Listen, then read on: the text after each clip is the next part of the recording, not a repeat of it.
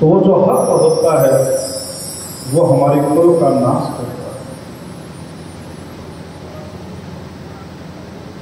आपने किस किस ने अपने भाइयों की जमीन ली थी? कोई माता बैठी है ऐसी?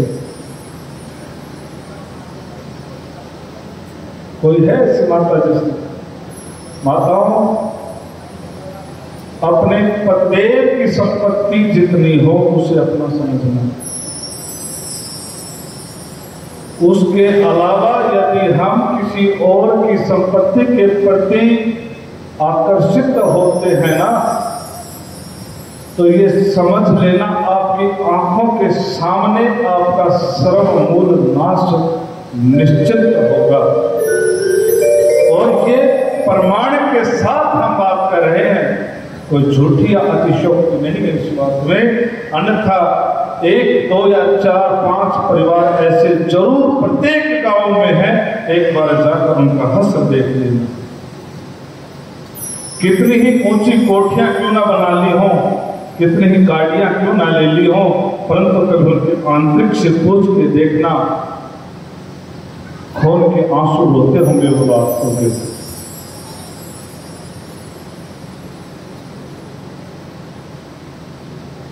कभी किसी का हक नहीं खाना चाहिए हमें, कभी किसी का नहीं। आज भाई बहनों का जो प्रेम था ना, वो किसी वजह से, क्योंकि संपत्ति बीच में आ गई, इस वजह से कम हो गया।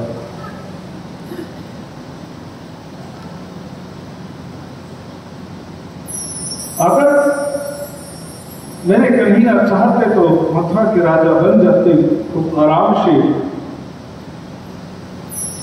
परंतु उन्होंने कहा कि जिसका राजवंश होता है उसी के कुल से कोई बैठे तो ज्यादा सुशोभित होता है।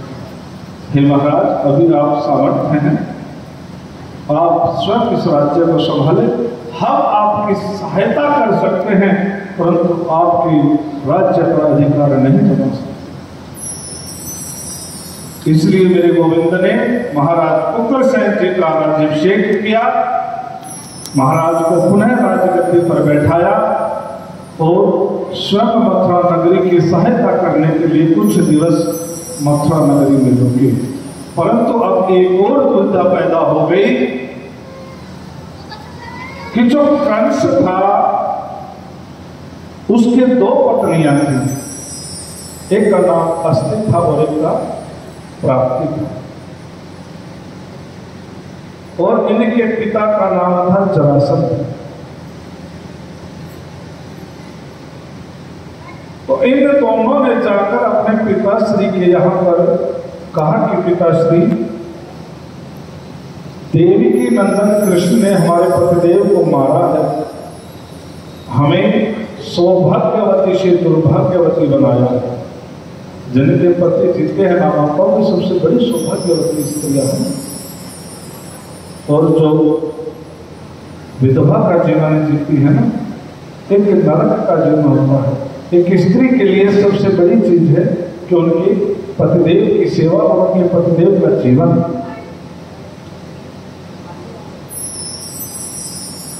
तो दोनों बेटियों को जब रोता बिलखता देख जरासंध क्रोध में भर गया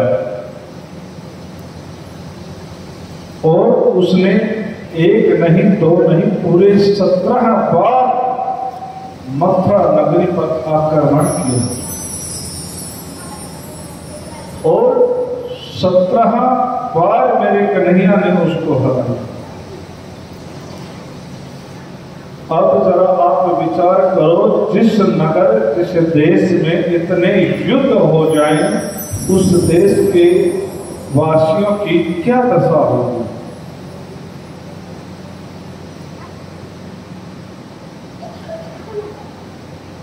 क्योंकि युद्ध कोई बातों का नहीं होता। युद्ध में बड़े बड़े वीर योद्धा वीर गति को प्राप्त होते हैं, बड़े बड़े घर मिट जाते हैं। अब जरासंध फिर से तैयारियां कर रहा है युद्ध की, और अब के बाद तो जरासंध ने यह देखा कि मैं शक्ति के बल पर विजय नहीं पा सकता, तो उन्होंने उपाय निकाला कि अपने नगर के जितने भी ब्राह्मण थे, संत थे, सभी को इकट्ठा किया और उनसे कहा कि तुम हमारे लिए पूजा करो कि अब के बाद युद्ध हम जीत जाएं, और यदि अब के बाद भी मैं हार गया तो तुम सबका वध कर दूंगा। अब सारे जो नगर में संत थे, ब्राह्मण थे, सब डर गए कि राजा के दुराचारी का दुराचारी कैसे हो गया। मेरे कन्हैया को इस बात का आभास हो गया था। तो अब जरासंध के पास जब वो सेना लेकर चलने लगा तो एक संदेश भेजा कि हे जरासंध, ये युद्ध जो है वो आपके और हमारे मध्य में है।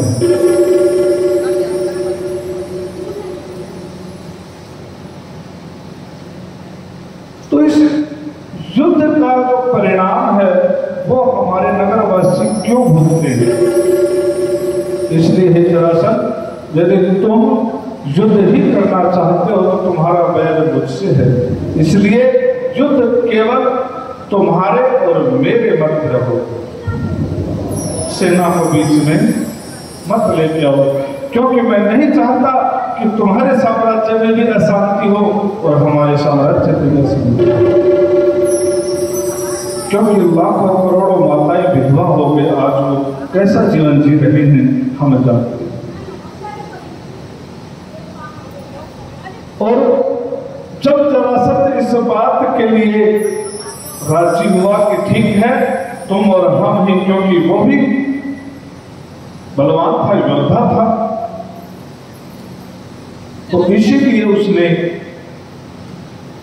विचार किया कि ठीक है अब युद्ध तुम्हारे और हमारे बीच में ही होगा, परंतु क्षेत्र हम चुनेंगे। तो श्री कृष्ण कहने लगे ठीक है, जहां आप कहोगे वहां पर हम युद्ध करने के लिए आ जाएंगे। तो क्षेत्र का चयन हुआ। तो महाराज जरासंध अपनी सेना के साथ उस युद्ध क्षेत्र में पहुंचा, परंतु इधर से मेरे गोविंद अकेले ही रण क्षेत्र में पहुंचे। तो जरासंध को कहा कि जरासंध, तुम तो अपने आप को वीर योद्धा कहते थे, परंतु हमें नहीं पता था कि तुम इतने बड़े डरपोक हो। तुम तो कायर निकले। देखो हम अकेले तुमसे युद्ध करने के लिए आए हैं और तुम सेना के साथ आए। जब ये कहा तो जरासंध को क्रोध आया, अपनी सेना को वापस किया और अब दोनों ही युद्ध क्षेत्र में रुक गए। और जैसे ही युद्ध के लिए तैयार हुए, मेरे कन्हैया बोले पहले मुझे पकड़ के तो दिखाओ, फिर युद्ध करेंगे। कन्हैया दौड़ने लगे, जरासंध पीछे पीछे। अब कन्हैया की युवा अवस्था है, जरासंध बुजुर्ग अवस्था में है, इसे कैसे पकड़े? और आवाज लगाने लगे, रे छलिया रे कपटी रुक, तू तो रण छोड़ भाग रहा है, तू तो रण छोड़ है। और आज मेरे गोविंद का एक और नाम पड़ा, रण छोड़। रण छोड़ क्यों बने मेरे गोविंद? ये भी भक्तों की वजह से बने। नहीं तो एक बात बताओ माताओ, जिसने 17 बार युद्ध करके किसी विजेता को हरा दिया तो क्या खाली बार नहीं हरा पाते? परंतु उन्होंने देखा कि इसने वहां पर ब्राह्मणों को, संतों को कैद कर रखा है, यदि आज हमने यहाँ पर इनको हरा दिया तो ये जाके उनको खत्म कर देगा। इसीलिए भलाई इसी में है कि हम ये युद्ध ना करें, हम छोड़ के चले जाएं। जगत हमें कायर कहे, भक्तों के लिए मेरे कन्हैया ने कायर कहलवाना भी स्वीकार किया।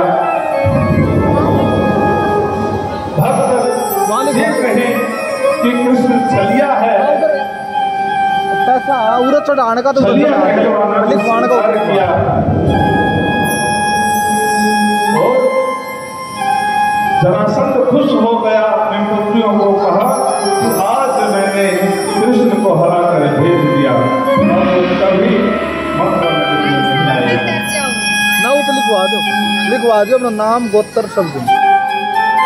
और वहां से निकलकर मेरे गोविंद ने समुद्र के किनारे गुजरात क्षेत्र में एक नई नगरी बसाई, और उस नगरी का नाम रखा द्वारका, और उसके अधिपति बने मेरे कन्हैया। और एक और नाम मेरे गोविंद का पड़ा द्वारकाधीश। और के द्वारकाधीश भगवान की जय हो।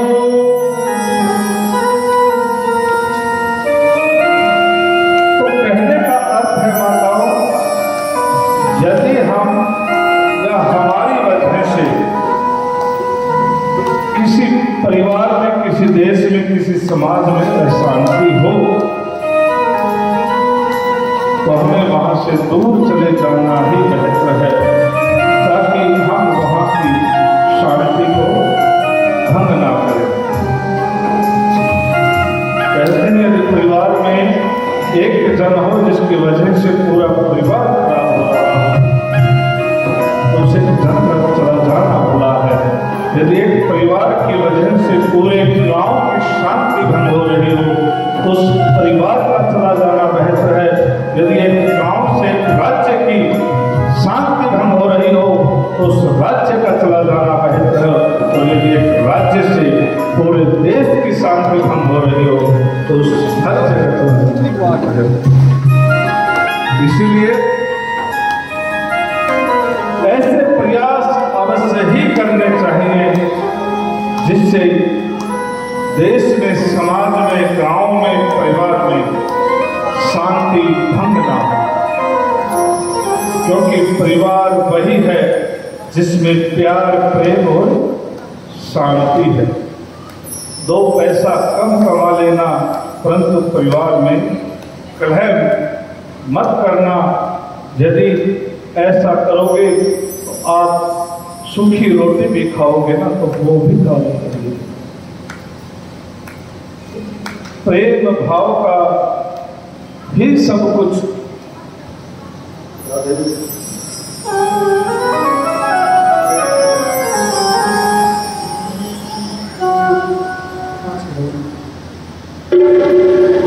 की बिहारी लाल की प्रेम तुमसे किया तो गलत क्या किया, प्रेम तुमसे किया तो गलत क्या किया। जिंदगी ये अब तो तेरे नाम है सावरे।